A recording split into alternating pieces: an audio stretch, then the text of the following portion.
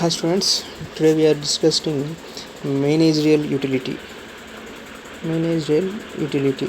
Today we are discussing managerial utility.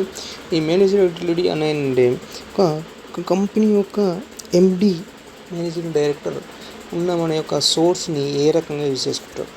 How many types of using అంటే ఒక corporate structure వాళ్ళు కానీ, లేకుంటే ఒక ఇండస్ట్రీ వాళ్ళు కానివ్వండి, లేకుంటే స్మాల్ స్కేల్స్ ఆఫ్ ఇండస్ట్రీస్ కానివ్వండి, లేదా ఇప్పుడు మన ఫార్మర్స్లో మనకు వర్కింగ్స్ డైలీ లేబర్స్ కానీ ఎలా యూటిలైజ్ చేసుకుంటారు అని దాని గురించి ఇక్కడ మనం డిస్కస్ చేయడం జరుగుతుంది. ఇందులో చూడండి, దెర్ ఆర్ ద లేటెస్ట్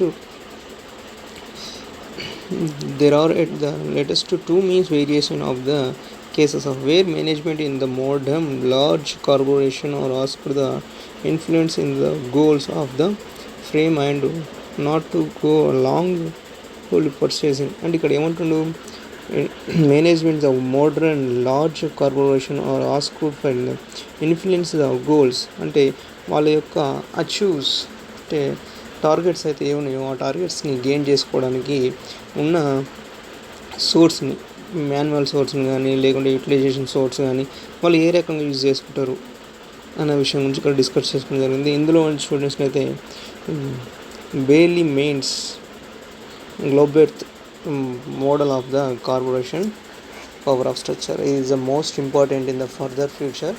మన కాంపిటేటివ్ ఎగ్జామ్లలో మనకి ఈ మోడల్ ఆఫ్ క్వశ్చన్స్ మనకు రావడం జరుగుతుంటాయి కాబట్టి చాలా ఇంపార్టెంట్గా చెప్పండి.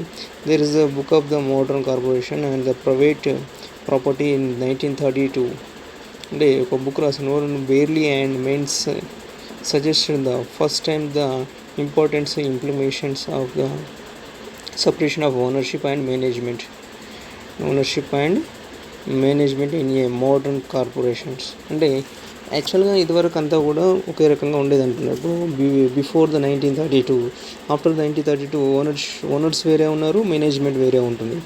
జస్ట్ లైక్ దట్ ఇక్కడ మనం కార్పొరేట్ స్ట్రక్చర్లో చూసినట్లయితే షేర్ హోల్డర్స్ వేరే ఉంటారు, మేనేజ్మెంట్ డైరెక్టర్స్ ఎంప్లాయీస్ అయ్యి ఉంటారు.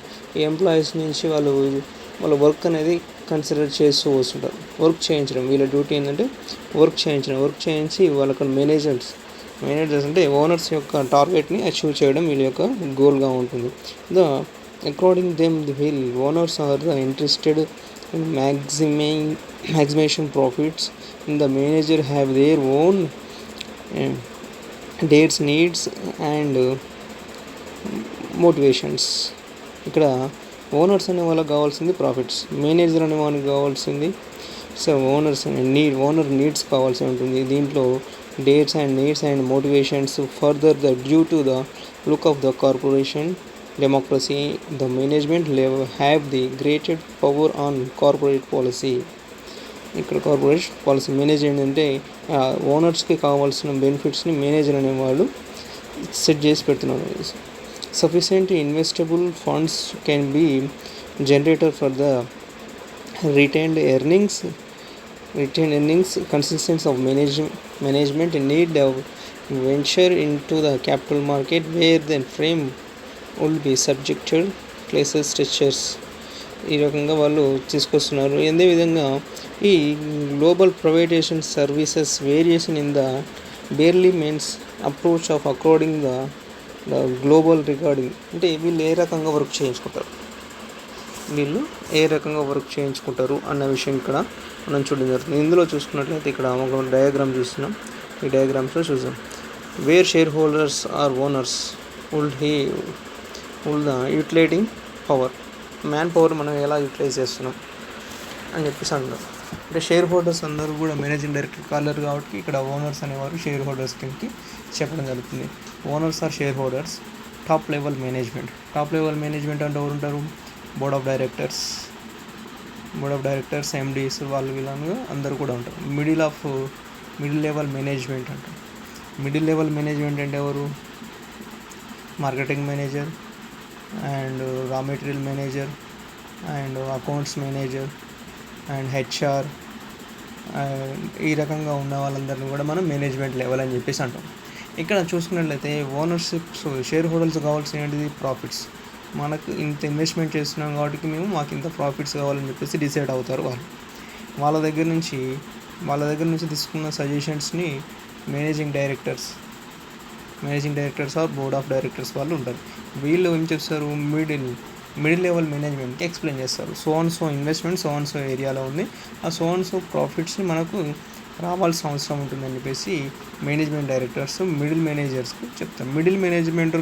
మేనేజ్మెంట్స్ ఏం చేస్తారు, మేనేజ్మెంట్ డైరెక్టర్ వీళ్ళకి ఎక్స్ప్లెయిన్ చేయడం జరుగుతుంది. వీళ్ళకి ఏ రకంగా ఎక్స్ప్లెయిన్ చేస్తాడు, సో వర్క్ని డిస్ట్రిబ్యూట్ చేయండి, వర్క్ చేయించండి అని చెప్పేసి చెప్పడం జరుగుతుంది.